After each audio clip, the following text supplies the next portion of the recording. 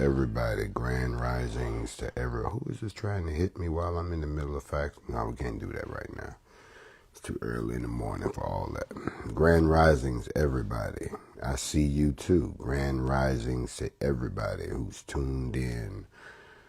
Y'all know I'm on my morning mental this morning. I don't even know why you tuned in if you're not ready for something to put on your mind, just to give you something to think about as you go through the day. The sun is rising, so there's a whole day ahead of you. Welcome to the first day of the rest of your life. You know, they say that there's three most important days in your life. The day you're born, the day you figure out why, and the day you die. The crazy part about it is the last two, you don't know when they're going to hit. They might hit on the same day. You might figure out the reason you here and the reason, and then you die at the same time. That'd be kind of jacked up. The whole idea is to figure out why you are supposed to be here, what your purpose is, why you were put in this room. Figure it out before the time's up. Accomplish something with all the tools you've been given, and then exit gracefully. Grand risings to all of you. Grand rising. We made it back again. You see, most of y'all don't realize this, but on the morning mental, here's something to think about. And we've taught on this before, so I like rehashing things for the new folks that have showed up. But before we get started, let me welcome everybody. The most censored, blocked, and interrupted live stream on Instagram. The morning mental and facts over feelings, which is when we really get it in and stir up the dust at night. But don't worry, those days are numbered. This morning, a couple of things. First, I want to lift up some people real quick. You know, and most of the times people always think that when you lift somebody up, that you are trying to gain something. No, sometimes you just want to lift up good people. So before I dive into the morning mental, let me lift up a few people. And since y'all like to take sound bites out of my videos so that y'all can get some popularity and followers, take this one. First person I want to lift up is General Babu. If you don't know who General Babu is, he is the commander of the Huey Newton Gun Club out of Texas. I want to lift up Babu this morning, and I want to speak positiveness over Babu and his organization, because there are a lot of people out there who think that as long as we can keep people fighting amongst themselves, they can never get together to fight us. So I'd like to lift that brother and his organization up wherever they are scattered across the United States and all of their allies. I want to lift them up because they're out here on the front lines doing what needs to be done. We all might not do it the same, but we still doing. I want to lift up General Taco. Y'all know General Taco. General Taco is the commander of the Dark Riders. If you don't know who the Dark Riders are, you need to do some research. I want to lift up General Taco. General Taco is not only an excellent leader, but an incredible mediator of peace treaties and ceasefires between gangs inside and outside the walls. Also, I want to lift up my man Talib. Talib is the commander of the Fred Hampton Gun Club out of Washington, D.C. and the DMV, all down through Virginia and all up through Maryland. I want to salute that brother because he goes out. Matter of fact, Talib went out last week. Matter of fact, I think it was week before last, where they went down to Fairfax to protest a situation that happened with a sister. And they didn't bother them brothers while they was open carrying. They waited till it was over, and then they grabbed my man Talib and put him in the penalty box for a couple of days. He soldiered on, came home, and got right back to the business. I salute that brother. I want to lift him up this morning. You know, I want to lift up Bobby Worthy in the Justice League. I got to lift up Bobby OG, triple OG in the game. has no problem sharing the wisdom and the connections that he has. So I have to lift up Bobby Worthy this morning. I got to. I have no choice but to lift him up. I have to lift up the new Black Panther Party. I have to lift them up. Reason being is because if we don't hold each other up, then one leg on the table and the whole table can collapse. So at least we will be looking real funny. I want to salute all of these organizations and their commanders and all of their sub-commanders and secretaries in the field. I want to salute them on behalf of myself personally and on behalf of the Not Fucking Around Coalition. I want to salute them because of the simple fact that there are those who believe that if we just play by the same old rules, these people will fall for the same old tricks time and time again. That's not happening. There is a sense of unity that is beginning to float throughout the community, and the only people that don't want to be left out is you and me. So I wanted to say that before the day starts. Let that spread around while we're in the business of spreading all of this good information and misinformation and disinformation. You know, sometimes you got to go to see the mystery. Grand rising to all of the children of the Most High. Grand rising to all of the elect.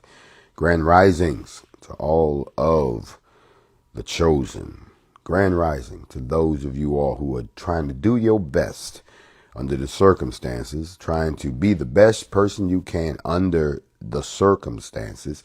You see, under the circumstances prefaces a lot of our situations as melanated people on this planet. How are you doing today, sir? I'm doing great under the circumstances. During Jim Crow, they used to ask us, how are you doing today? I'm doing all right under these circumstances. You know, I'm pretty sure nobody went out to the slave fields and said, how y'all doing out here? And you're doing great under the circumstances. You see, under the circumstances puts conditions on whether or not you are built to exist within them. And in the season that we live in today, post-quarantine, it is very, very, very evident that a lot of you all are doing okay under the circumstances. But the circumstances themselves need to be addressed. Yes, they do. They need to be addressed.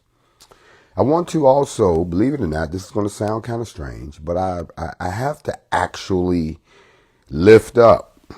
This is going to sound crazy. Everybody hold on to your seats. Don't everybody fly off the end. I'm going to tell you why in a minute. I have to lift up the legislature and the leadership. This is going to sound crazy, but I have to give it out. I have to lift up the leadership in Louisville, Kentucky, and the Attorney General's office and the FBI. I know that's going to sound crazy, but here's why. Because every day since the NFAC visited Louisville, they have come out with some type of an announcement almost every day telling us exactly what's going on, whether it be good news or bad news. Have y'all noticed that? No one has noticed that. First announcement was that they're not going to give up the records on Breonna Taylor's killing because that would compromise the investigation. Within 4 hours, they changed their mind and released those records to the family because of a civil lawsuit. Then right after that, they then turned around and said that they were doing all these other things where they were cooperating with these folks and going back and trying to build this. Every day it's been something. They're giving us what we asked for. They're giving us the transparency. And a lot of y'all who get caught up in all of this side mess have not realized that the purpose and the goal of the NFAC going into Louisville was not to shoot up the joint like the Wild Wild West. This is not cable. It was to go in, spark a conversation that would result in transparency. And now they're giving it to us. They're giving us the transparency.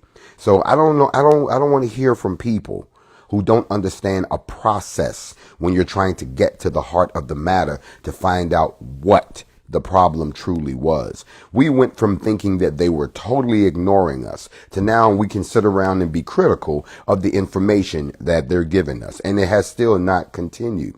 Still has not stopped. As of yesterday, another announcement from the AG's office that now he's waiting on ballistics evidence, ballistics results from the FBI. Remember, the FBI is doing their own investigation too. That's why everybody's trying to dot the I's and cross the T's. This is like a grown folks version of musical chairs. And a lot of people are trying not to be stuck without a chair when the music stops, because this one right here is going to be bigger than just those cops involved. We're not saying they should get off the hook, but there was a few other people who did some questionable things, and the FBI is going down the rabbit hole to find out. But the point I'm making is, don't go in and ask for something and then you get it. And then you still turn around and be a critical ass when you didn't do anything, didn't put forth any effort to try to get those results. You see, that's our problem. A lot of y'all want to sit around and be judgmental, but you're ignorant to the process. A lot of y'all want to sit around and act like this is just pour in some instant water and some shit pop out the other end, but you aren't even educated enough to understand that it doesn't happen like that in the real world. Now, we're getting what we asked for. The first part, they are being transparent. I understand why they're doing it. I read an article yesterday that was online where they were talking about all of these things they were doing. And I noticed in the article, they made sure to mention the NFAC, that we had expressed our dissatisfaction with the pace that this was moving. Go look it up for yourself. I think it's on WDRB or RDB, whatever that newspaper is that's coming out of Louisville. They make sure that every time they talk about what progress has been made in this case, they make sure to mention and that the NFAC came in to get some answers and that they are waiting for something to happen. They have not forgotten that we were there, and they expect us to come back one way or the other. But I have to be honest, I'm not so bitter and I'm not so hate-filled in my heart that I will not give credit for the little bit of progress that they have given us. They are being transparent now. They are saying exactly what's going on. It might not be a good picture, but at least we got them telling us. See, at first they was just in the back trying to get this shit done, and they thinking that y'all just gonna sit there and wait. And we got to the point we said, you're not gonna be back here making my Subway sandwich around the back and I can't see it when you normally do it right out here in front of us. That's the whole idea. The point is, a lot of us are so quick to say what we want the end result to be that we are now failing to realize that we went down there, ripped off the scab so we could see how bad it was, and found out that it wasn't a scab at all, that it's a bullet hole. So now we have to get into that to find out, to get what we want. These convictions y'all keep crying about because y'all don't understand the process, or y'all don't realize what they've done, how fucked up this case was. Y'all don't realize how much they dropped the ball. This wasn't normal police work. This right here is makeup police work. And because of that, we're making them do the job. Now they're doing everything in front of us now because they know now it's not just the good old folks down there in Louisville that's watching. They got folks that come from all corners of the earth that's watching and is ready to come back and find out what's happening. So don't sit there and act like, oh, now all of a sudden, no, they wasn't telling y'all shit at first. Nothing.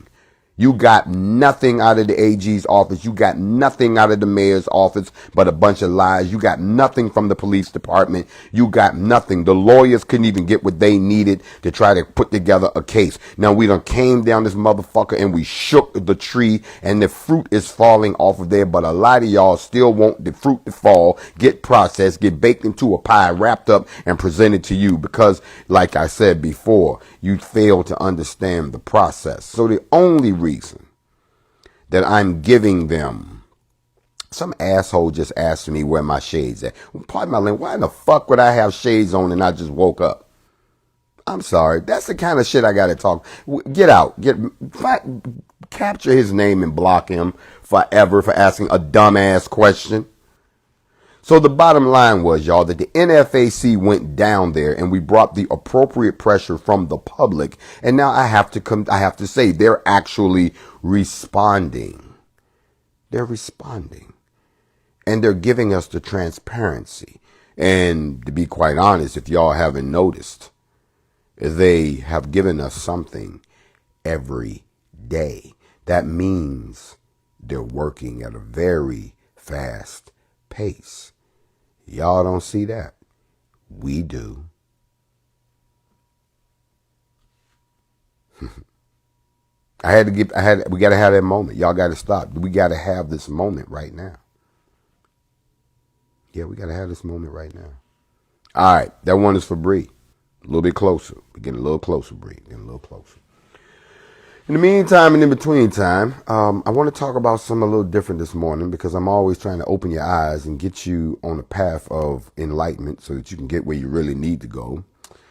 So, stay with me. We're going somewhere with this. Back in, I think it was 2018, 2018, I think. I'm not sure, either 2018 or 2017, one or the other. I went down, took a trip by myself down to Georgia. Yeah, for some reason, it's always something popping in Georgia. I went down to Georgia and I found out where a certain thing was that I was looking for. I'd always read about it. I had studied it, but I had never really given it too much mind until things started to happen on this planet that made me think otherwise. And so I took a trip down to see this thing myself so that I could evaluate whether it was real.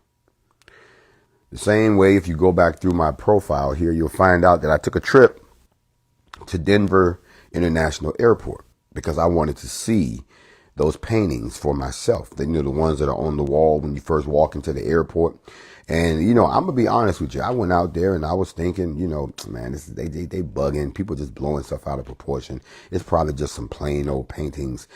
And sidebar, in case you're wondering why I'm letting the sun shine directly in my face, it is because one of the things that you need in order to energize your pineal gland is direct sunlight. And the only way to get direct sunlight into your pineal gland is through the black iris of your eye. That is why. You don't stare directly at the sun. You let the sun hit you in your eyes. Also, it's good for your melanin and vitamin K. So don't sit here and wonder, why is he sitting in the sun? This room is designed perfectly so the sun rises and hits me dead in my face. Because my pineal gland is decalcified. It is fully functional. So that's why the sun is shining in my face. But anyway, flipping back over to what I was telling you before. So when I went down to see this thing that I went to see, it's because I believe that you should see some things in person yourself, especially if you're trying to put the whole puzzle together, and I've done this when I went out to Denver. When I walked into the airport, I didn't believe that stuff. I didn't. I thought it was just something that people wrote about. Until I walked in and I looked over my shoulder and there was a gargoyle sitting in a suitcase. If y'all been there, y'all know what I'm talking about. There was a gargoyle with hands like this, checking shit out, watching you when you walked into the airport. And if you're about to get on a plane, I'm going, why y'all got this crazy ass looking gargoyle sitting up here? And I'm about to get on the plane. That's not the thought that I want to have in my head when I get into a jet. But it was real. I went further into the airport and I saw the paintings, the ones that caused all of the hubbub, the ones that show, the New World Order and the apocalypse and the people in the coffins and the crime, the dying baby and the Hitler soldier with the knife, all this crazy stuff right there in front of your face. I'm going like, wow, they're not even trying to hide it.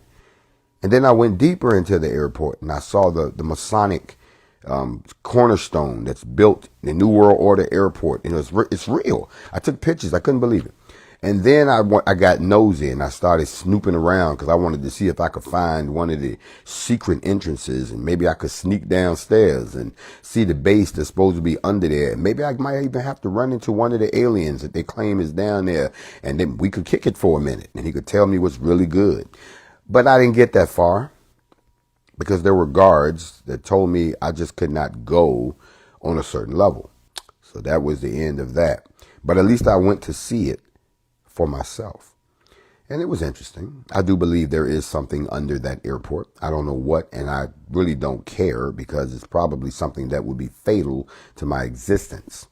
However, and that's their business. If they want to deal with the Nephilim and the fallen angels and all of them, let them handle that craziness. We're not here for that.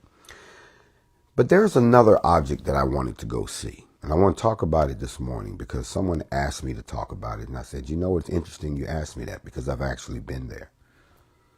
There's this place down in Georgia called Elbert, Georgia.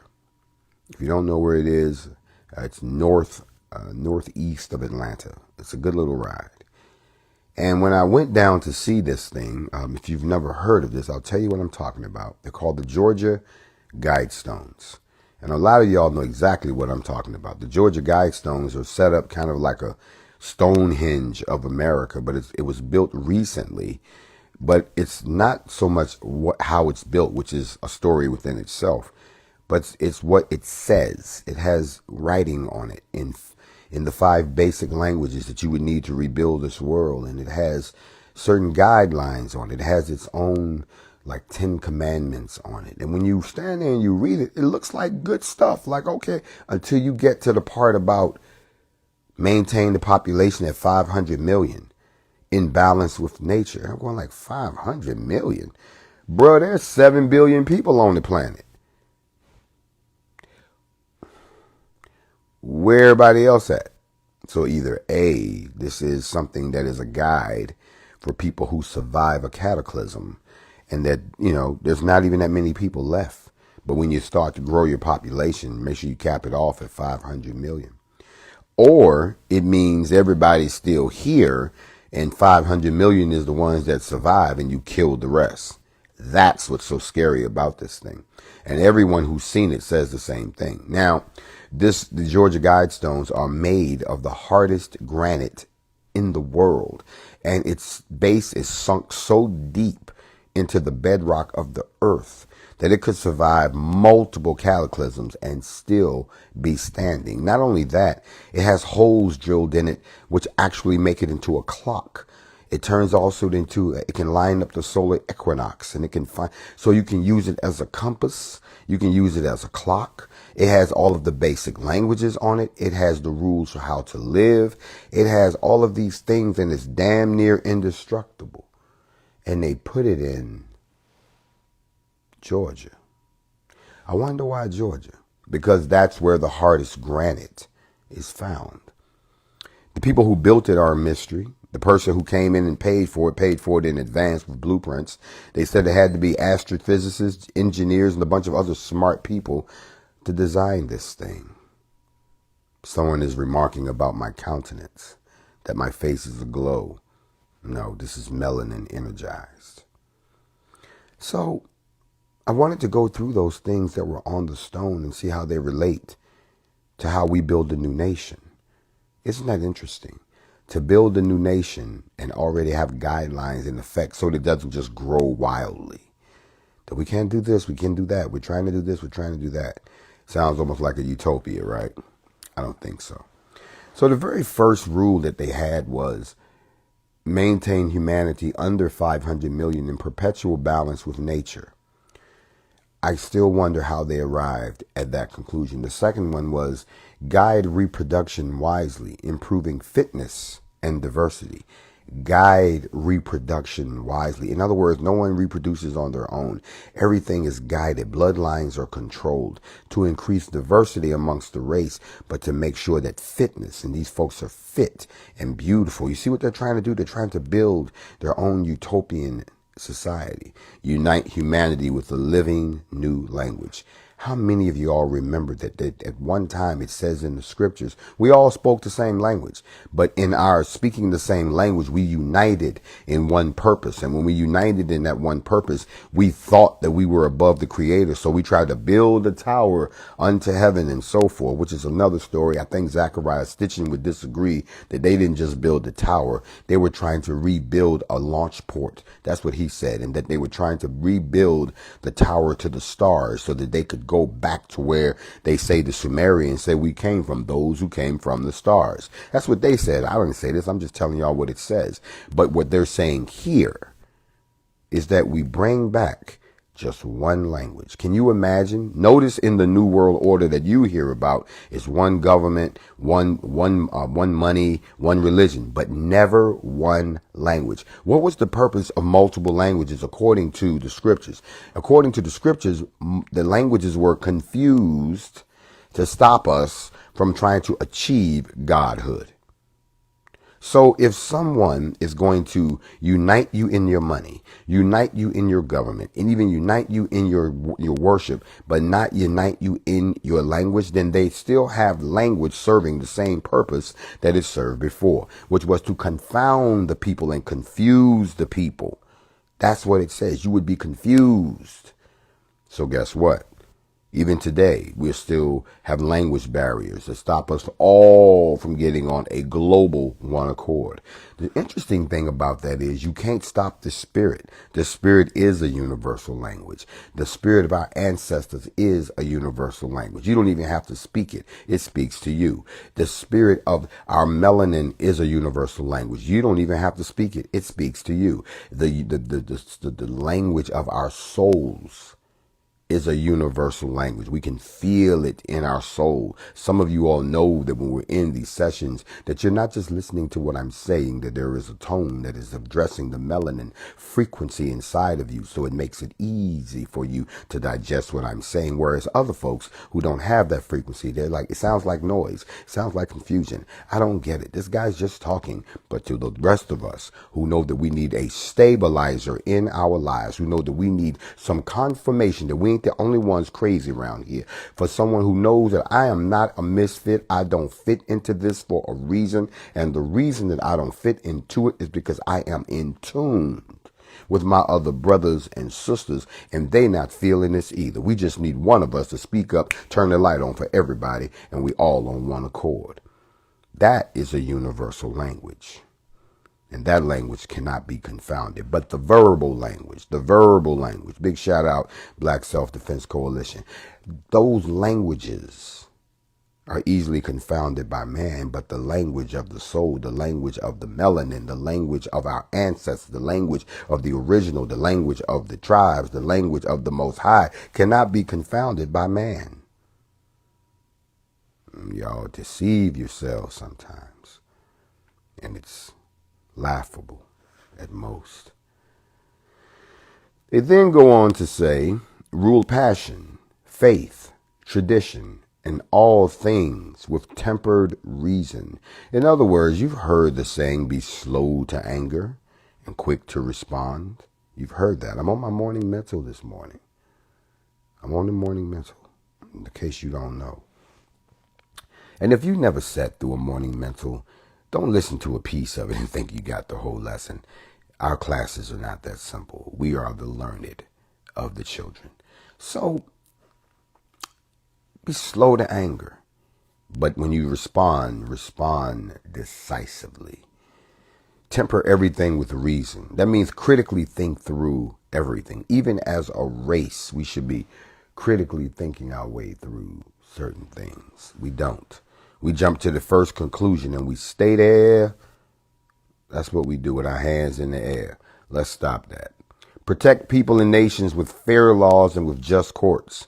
Isn't that one of the things I said that as an ethno-nation we'd have to ensure? Can you imagine our own justice system without all these crooked laws and all of these little loopholes and all this legalese designed to keep you in bondage? How about let all nations rule internally, resolving external disputes in a world court? In other words, you mind your business, I'm going to mind mine. But if we have a beef, there's a world court for us to take it to. We ain't got to take it to war. We can take it to the world court. Matter of fact, the world court is open right now. That's why we're preparing papers of liberation. Don't worry, black folks. You're going to get helped one way or the other. I'm just going to be amazed at the black folks that would sit there, I don't want to be liberated. I just want to stay here with my, y'all gonna cry. And people gonna look, people that you know, you gonna look at them and say, are you serious?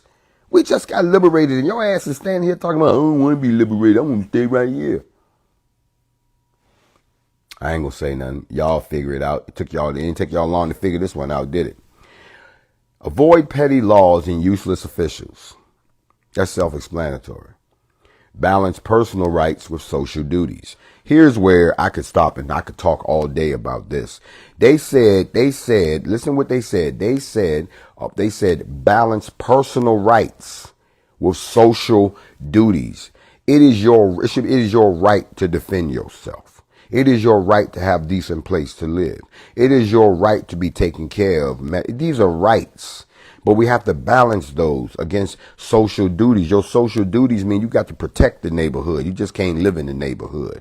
Your social duty is you got to be a blueprint to the up and young and the children. You can't just be around them because y'all hanging out. Your social duties are things that you have to do to maintain the quality of the community that we have. Yeah, you got the right to do a lot of stuff, but how does that affect the community? Do you care about how it affects the community? Look at here. You can open up a strip club right next to the church, but how does that affect the community? You understand what I'm saying? You can go down, matter of fact, you can let people move in and open stores throughout your whole community, and don't none of y'all own a store, don't none of y'all own a business, all y'all work for somebody else somewhere else, and you spend all your money at that store. Think about how that affects the community. You got to have some duties to the community before you start talking about, it's my property, I can sell it if I want to. But to sell it to somebody who's not a member of your community, why would you do that, knowing that they don't give a damn about your community? You have no sense of moral responsibilities or social duties. You have to think like that, folks. You can't just think about yourself when you're talking about your community. If that's the case, pack up all your stuff, move to a mountain somewhere all by your lonesome, and do you. But don't sit around other people of your kind where your actions affect their society, you have a moral duty. It's your social duty. Number 9 is prize truth, prize beauty, prize love, seeking harmony with the infinite. That's what we're doing right now. My favorite one is the last one. Most of y'all get caught up on the first one, which is 500, maintain humanity at 500 million. Mine is the problem that we have right now. It says, be not a cancer on this earth. Leave room for nature. Leave room for nature. It says it twice. Do not be a cancer on this earth. What does he mean by a cancer? What he means is, don't go around destroying this earth as if it's your own private playground, your own private toilet. Don't do that.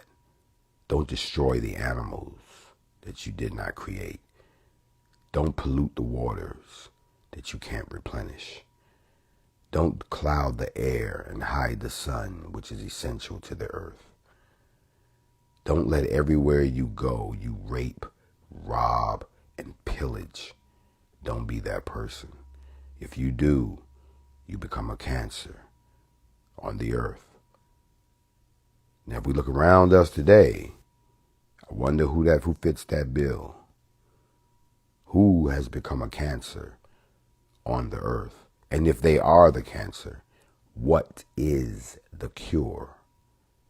I'm on my morning mental right now. Y'all forgive me if I slip into my supervillain mode, but I just wanted to bring that to your attention. That whoever made the Georgia Guidestones was smart enough to know that when we come back around this time, we're going to have some rules in place. Because we've been through this again and we can't keep repeating this.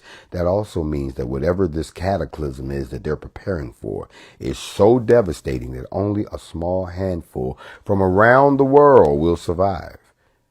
The question is, are you one of those people? Are you really prepared for a disaster of that nature? Or would you do like some people say, you know what, if my peoples ain't going to survive, I don't want to survive either.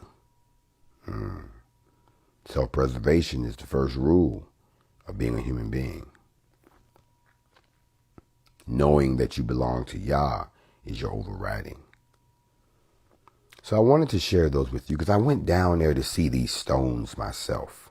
And I'm going to tell you, the middle of nowhere. And when I mean the middle of nowhere, got off the main interstate, got on the secondary highway. Got off the secondary highway, got on the 2-lane road. Got off the 2-lane road, got on the 1-lane road. fields and cornfields and nothing out there. And I'm thinking I'm here down in Georgia.